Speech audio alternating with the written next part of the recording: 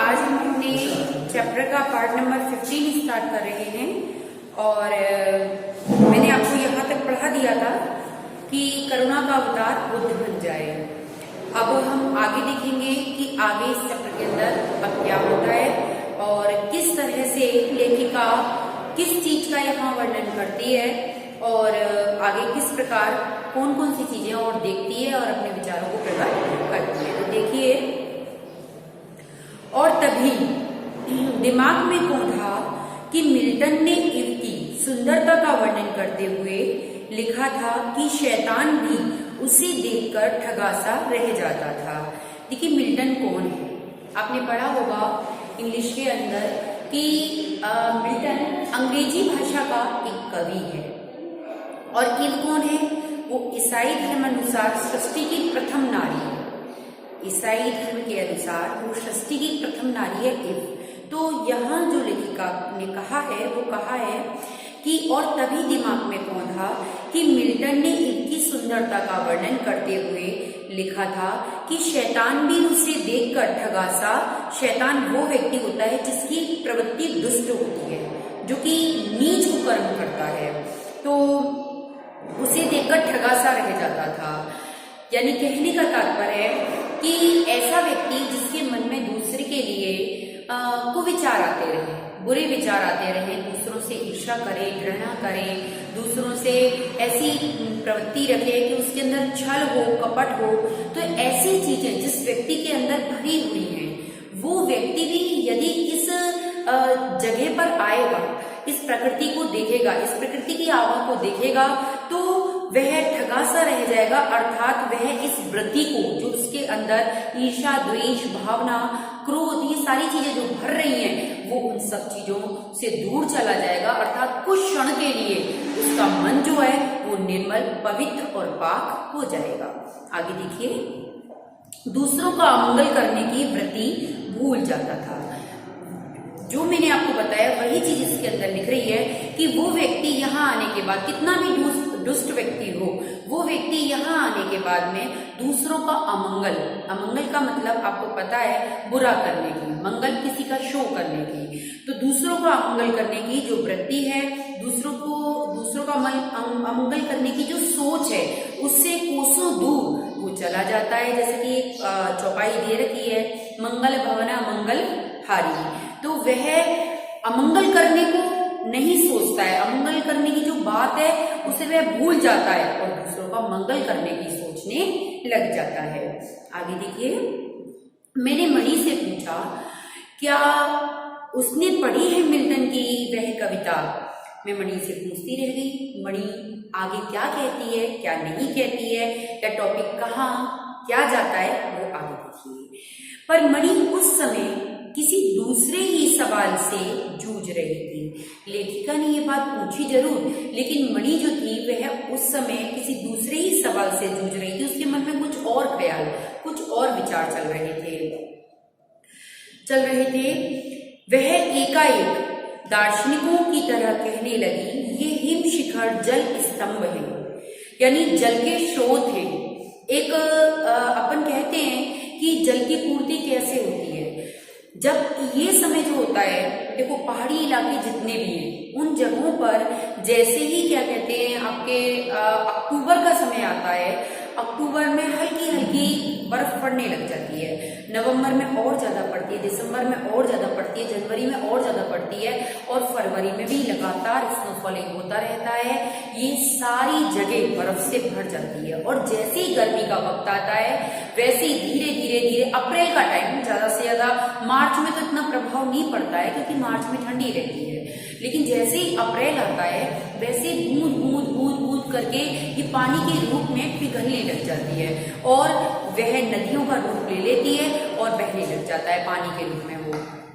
तो इस तरह से कहा है कि ये हिम शिखर जो है, जो बर्फ के जो बड़े बड़े पर्वत आपको नजर आ रहे हैं, ये जल स्तंभ है, एक जल का स्रोत है पूरे एशिया के। देखो प्रकृति भी किस नायाब ढंग से, नए तरीके से सारा इंतजाम करती है। ये प्रकृति जो है वो कितने अनोखे तरीके से, नए तरीके से ये सारा इंतजाम कर रही है। सर्दियों में बर्फ के रूप में जल संग्रह कर लेती है। जैसा कि मैंने आपको बताया कि जैसे ही ये सर्दियों के मौसम शुरू होते हैं वैसे ही यह सब कुछ यहाँ स्नो फॉलिंग होता है और पूरा जम जाता है। रोड भी जम जाते हैं, वृक्ष भी जम जाते हैं, आपकी पहाड़ जम जाते हैं, मतलब सब कुछ जम जाता है पूरा।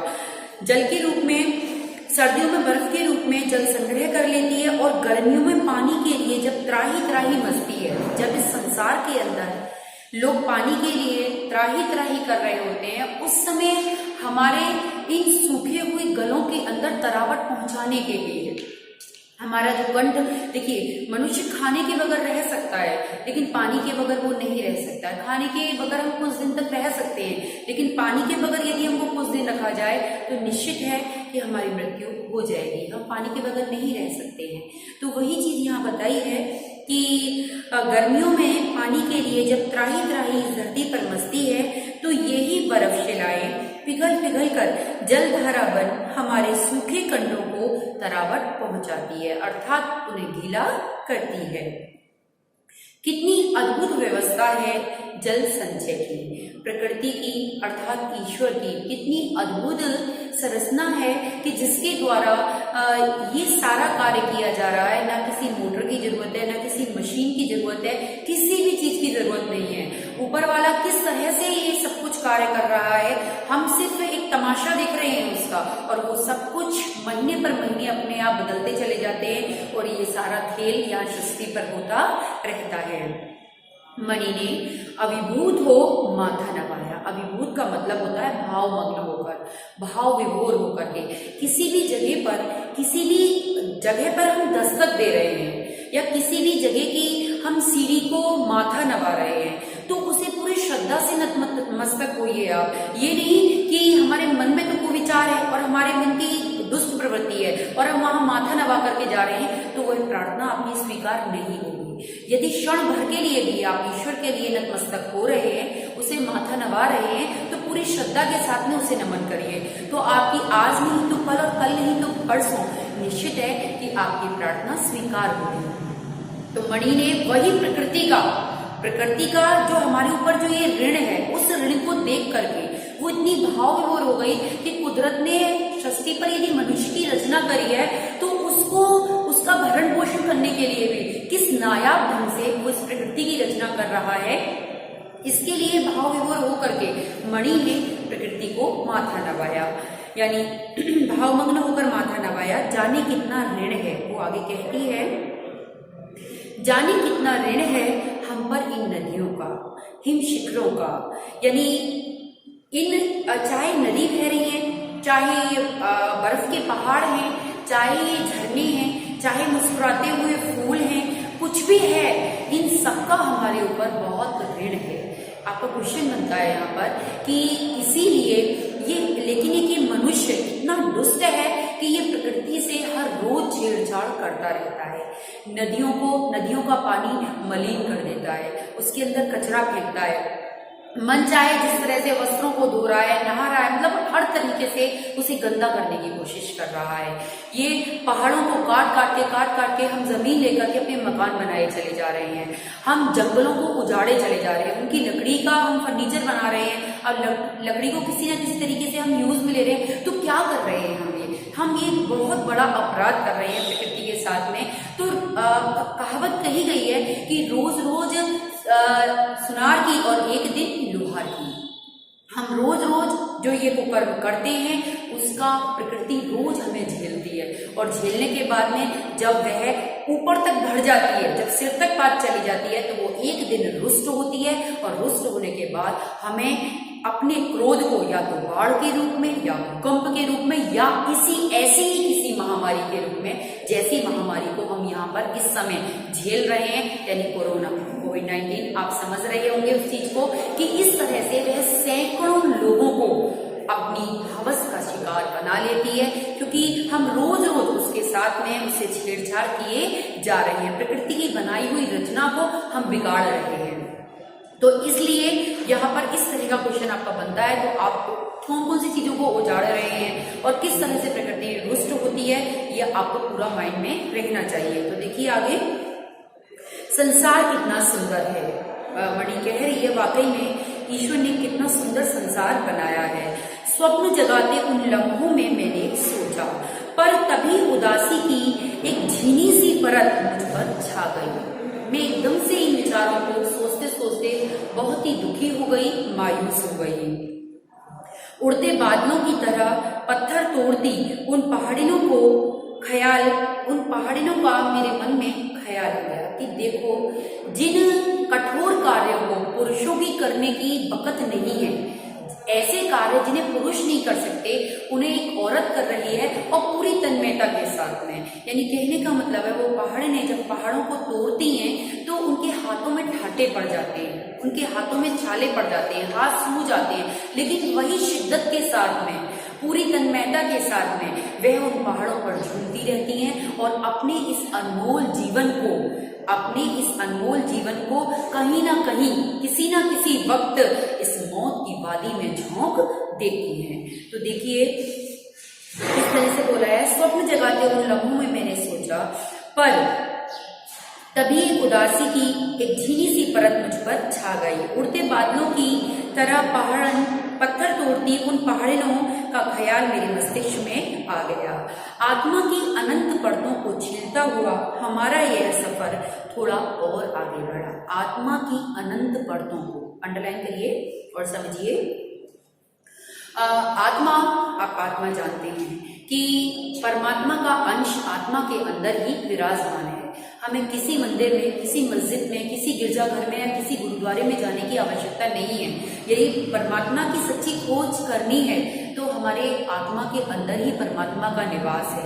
और यदि आप कहो कि फिर ये मंदिर, मस्जिद, गुरुद्वारे और गिरजाघर क्यों बनाए गए हैं, तो ये इसलिए बनाए गए हैं क्योंकि मनुष्य संसार के अंदर रह करके, एकाग्रचित्त होकर के ईश्वर की जो स्तुति है वो नहीं कर सकता है।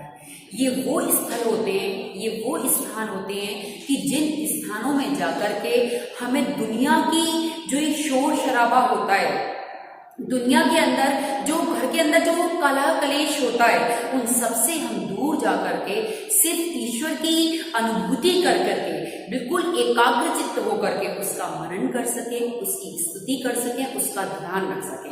इसीलिए ये पवित्र स्थल बनाए गए हैं। बाकी आप यूं समझो तो हम एकाग्रचित्त होकर यदि किसी जंगल के अंदर भी ईश्वर का चिंतन कर रहे हैं तो वहां भी अपनी जो स्तुति है वो स्वीकार ही होगी। तो आत्मा की अनंत परतों को छीलता हुआ, यानी मेरी आत्मा की अनंत परतों को, आत्मा को कुरेदता हुआ, यानी अंदर से मेरी आत्मा को झकझोर के रख दिया था। मैं जो दृश्य को देख रही थी वो ईश्वर से मेरा साक्षात्कार हो रहा था, ईश्वर से मेरा साक्षात्कार हो रहा था। मैं सीधा ईश्वर से मिल रही थी। तो इस वजह से कहा है उन्होंने, हमारा यह सफर थोड़ा और आगे बढ़ा कि तभी देखा इक्की दुक्की फौजी छावनियां, मैंने वहां पर इक्की दुक्की फौजी छावनियां देखी। ध्यान आया यह बॉर्डर का एरिया है, यानी यहाँ पर जो फौजी लोग जो हैं वो रहते हैं। थोड़ी दूरी पर ही चीन की सीमा है। एक फौजी से मैंने कहा, इतनी कड़कड़ाती ठंड में उस समय तापमान -15 डिग्री सेल्सियस था। उस समय जो तापमान हो रहा था वो करीब 15 डिग्री सेल्सियस हो रहा था। मैंने उस फौजी से कहा कि आप लोगों को बहुत तकलीफ होती होगी। वह हंस दिया, एक उदास हंसी। वह फौजी हंस दिया, बिल्कुल एक उदास हंसी, और उसने मुझसे कहा कि आप चैन की नींद सो सकें, आप चैन की नींद सो सकें, अपने घरों में आराम से रह सकें, इसीलिए तो हम यहाँ पर पहरा दे रहे हैं, अर्थात अपने जीवन को इस आग में झोंक रहे हैं।